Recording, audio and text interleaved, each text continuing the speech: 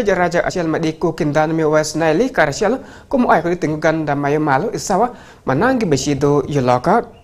kulambe ma eni cheke utia ma jona giwachi don kuloka migi ubenyatar makwe man kwa odo ko tek igi wanwang lembe ko di bang Alfred Jawok Jorolor ingen ngudi me Karuma town manwangere Kiradongo district gite kane yuak ni kom kuloka migi jai yonge madelo pa Uganda National Roads Authority yunura ujoko woto pa mutokari madongo ni ai kuyo malo pa Uganda ni Kadwi Bridge Mekaruma jokoloka maino manwangi begi shwako pa shumigi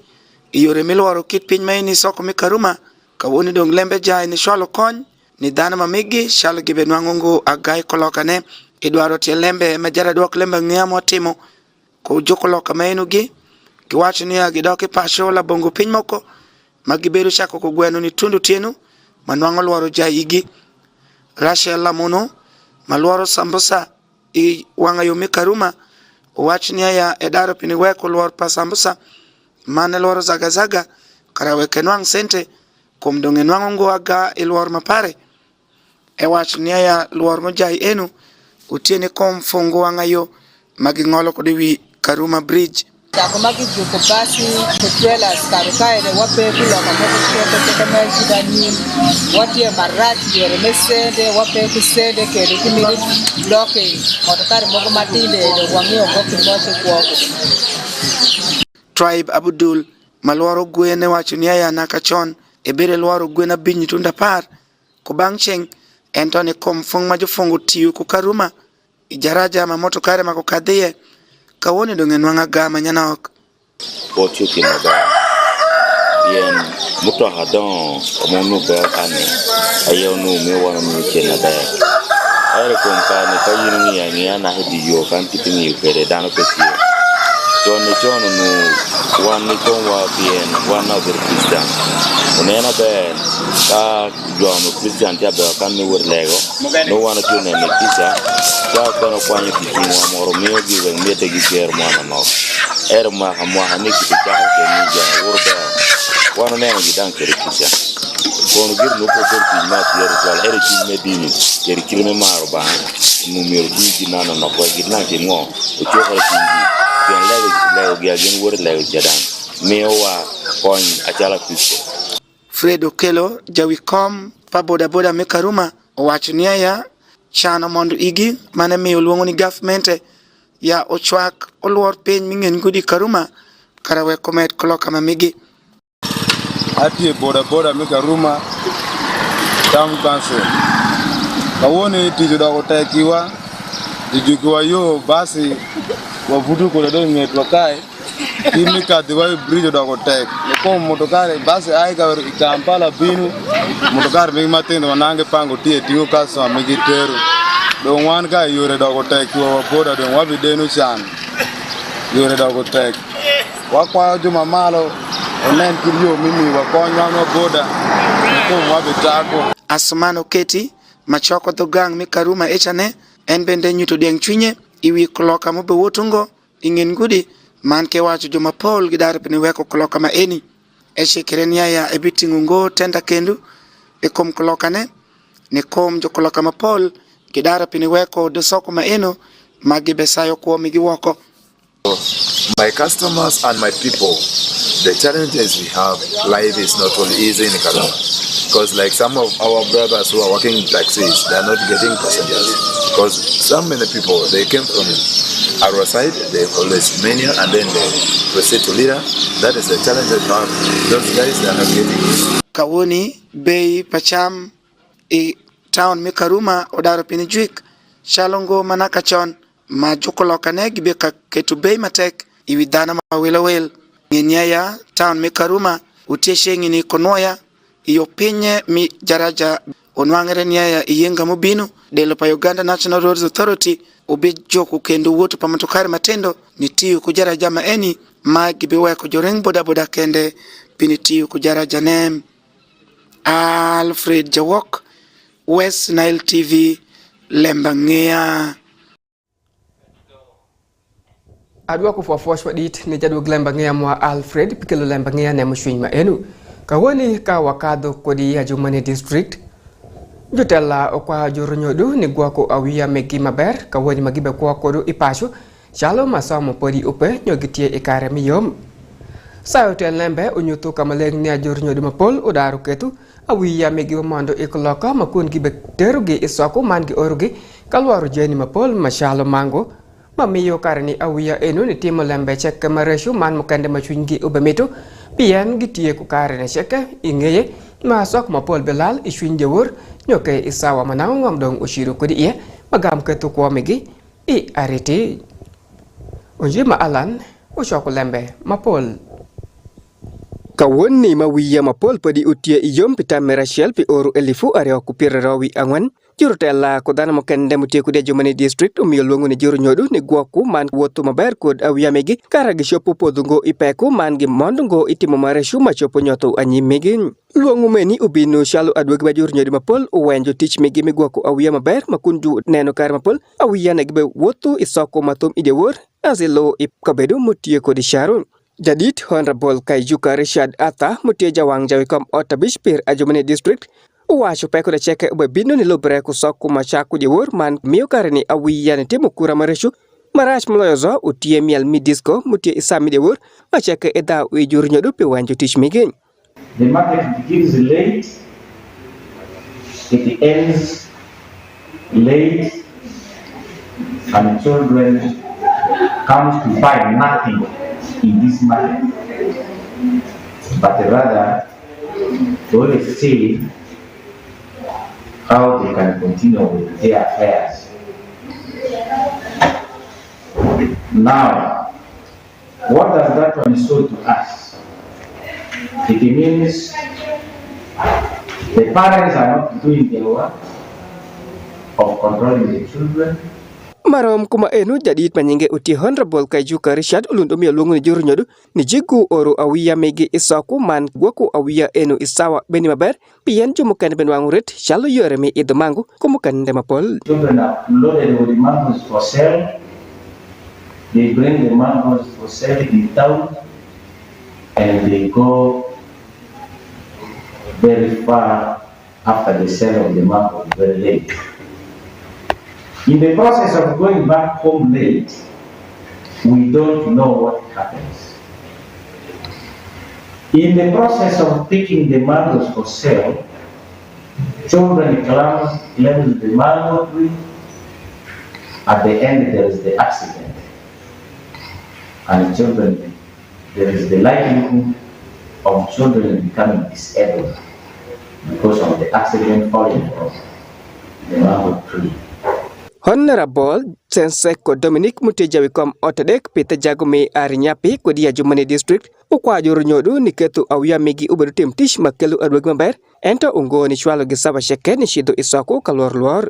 So I urge parents to handle our children properly. Do not send them to market places. They should not go for discos because discos who can even disqualify them in their education. So I urge all these students should at least be engaged in profitable activities, not in that multi-practices. Nilo berekod ajwogi mo ay kodi Ajumani district saku mapol bechako idewur man mukande tum ingei dewur nyosa busel me dewur magam ketu kwa pawia ma enu I areti man umaku jutim lembe moko medaru kitpe kumaku menu sheken peace o shaki Onjima Alan West Nile TV LEMB ANGEYA Ajoli ingay nuango lembe nema esha man kawoni kawat gugudong ko lembe bu ay ko di ikum kerkwaro palugbara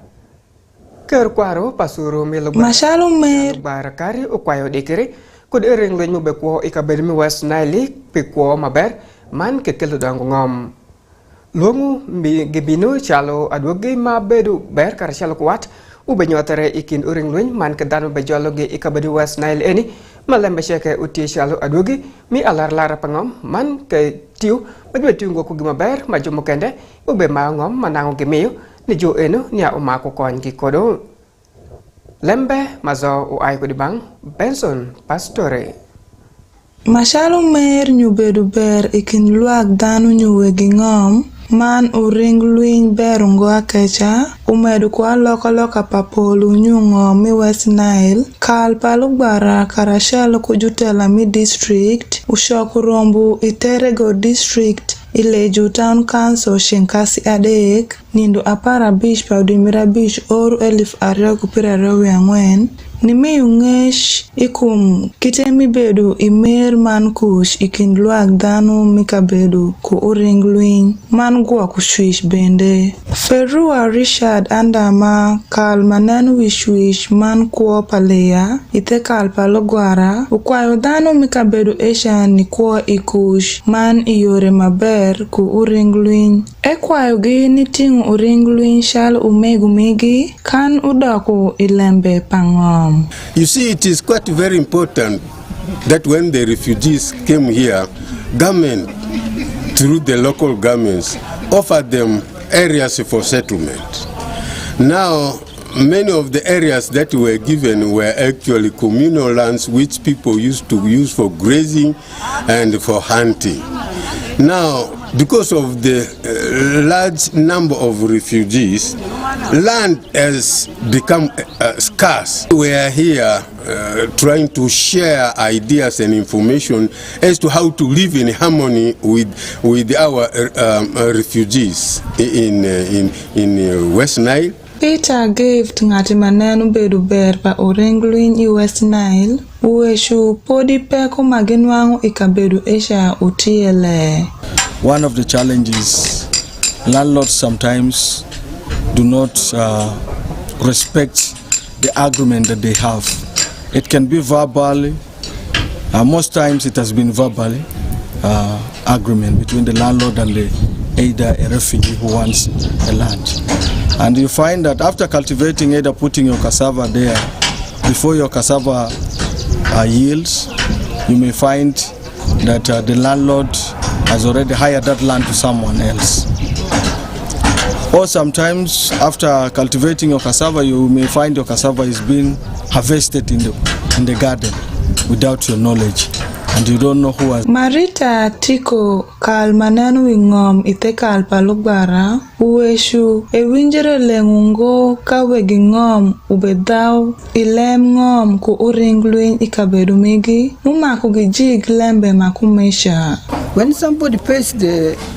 for the land, let him harvest his property before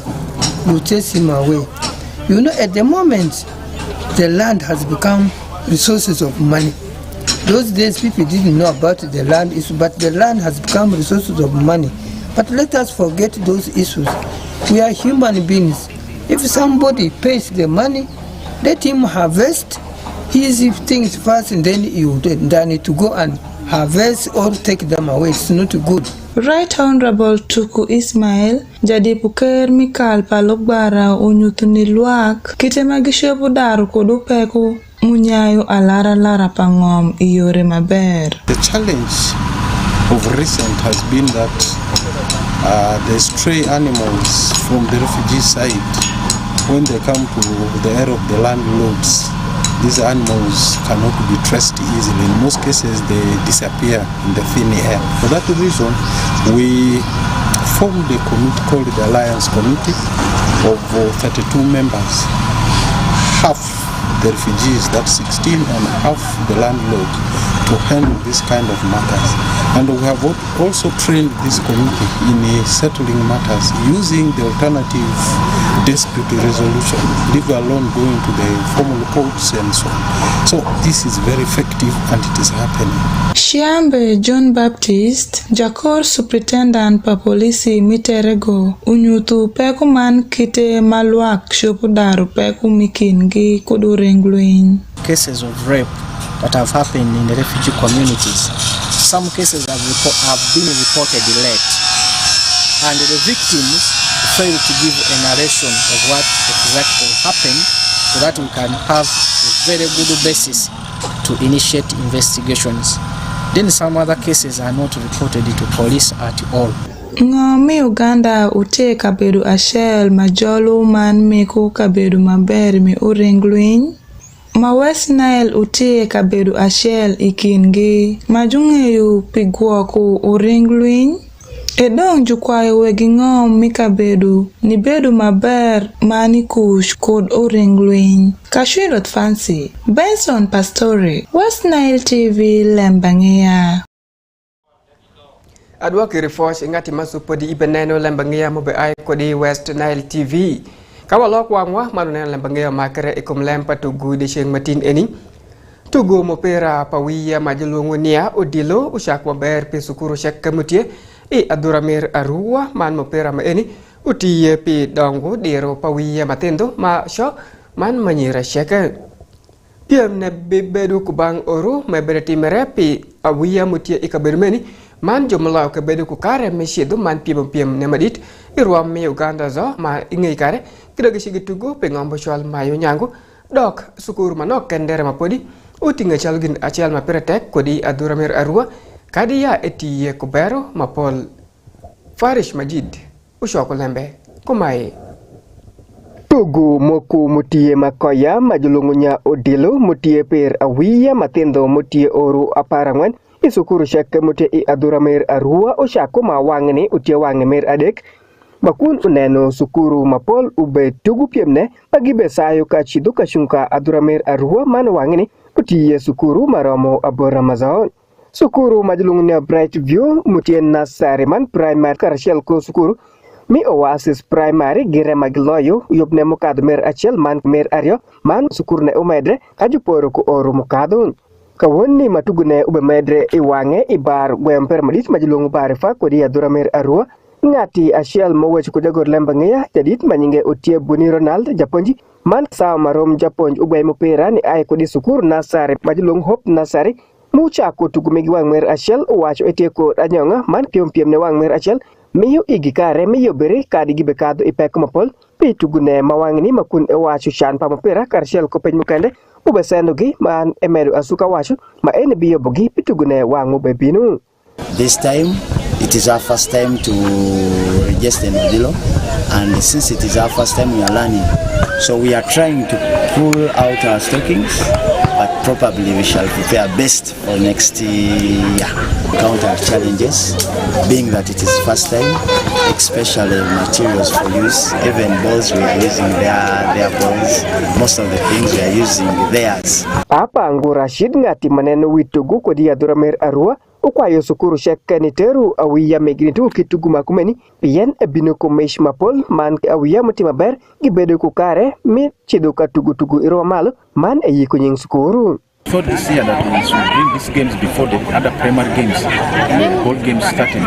That's why we wanted to capture many schools, because last year schools were complaining that they have exhausted their budget. But this year again, also when we brought this one in, some are also saying that now their pupils in what? The holidays.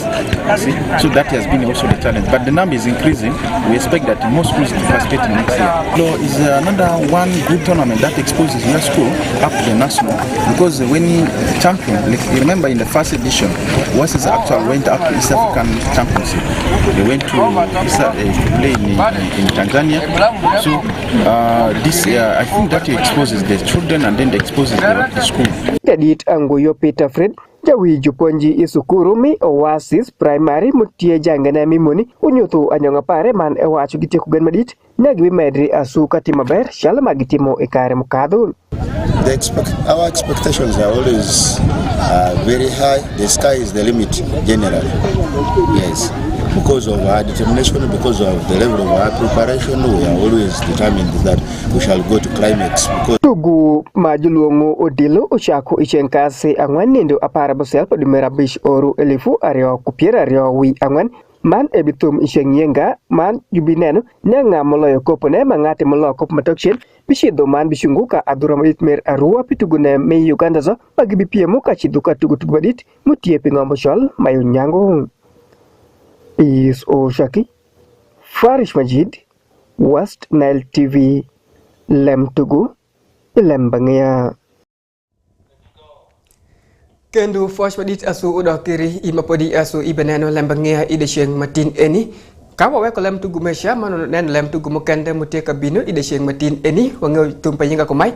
tugmapol bedutie ento asial mapere utetek ma omakongo ikos ikangeyu utie tugu badit majulungnya kopo pamen obemo ma ubetimera kusha ko di Pakwach district man ketin tugune ebetush I ajika kaneno nya ngama beloyo kopune ma esha ma anzelo etie per awiya manyira dongenya ibedumot inget West Nile TV pien tugune eshibedu tie iwiya mukeni dong bemot man ibinwang wa kesha inamba nemutie angwen abiro man ka ite YouTube dewe ke bekeno pien idwang kopo pamen obemo mo ay ko di Pakwach district kadong tugumu kende mo ay ko di ngom pamondo wi kudu wil nya uro tuguma toksien ubebedu tie enike kaneno nya ngama beloyo kopo madit mi English Premier League sawa ma Arsenal bimakre karashalo ko Everton kadong Manchester City bitugu ko West Ham United asu ka dogi pasio urwo tugu madit de utie en ibar mi Greenlight ababet Greenlight Stadium en ibar pendu paraka kama by the Black Angels bimakre karashalo ko wodgi majlungunya Araka Football Club kaneno nya ngama bitingu kopo madit bitugu majlungunya West Nile Regional League enu tie lem tugma amitakel irinya malamalo kite malembe utie kodo ide sheng matin eni isawa patugu kuma eshando ogam obekelwa ajika Palemba Angeya ide sheng matin eni man shalma washu wi kodo wil nya ibedi pach perimot kanyo perju kweningo pian yume kwano dano ube wotu maber kodingo Uganda malemne de chekke bitum ruo nindo apara bungwen kalemo kuma kasha upe dongnya jokweni kara inbende inwango yobum kande mabasho ma governmente ubekelu irkeno wikudu wil yobum kande mabasho ube medre iwange iwi West Nile TV man lambangnya mokende kodogalur ubinu iri chenka sasial sawa abusiel midi sheng nyinga uti ushaki pis medika nambo ko West Nile TV nang ibe koro yobum kande mabasho ube bino idong dar tumpa yenga peri kuja swish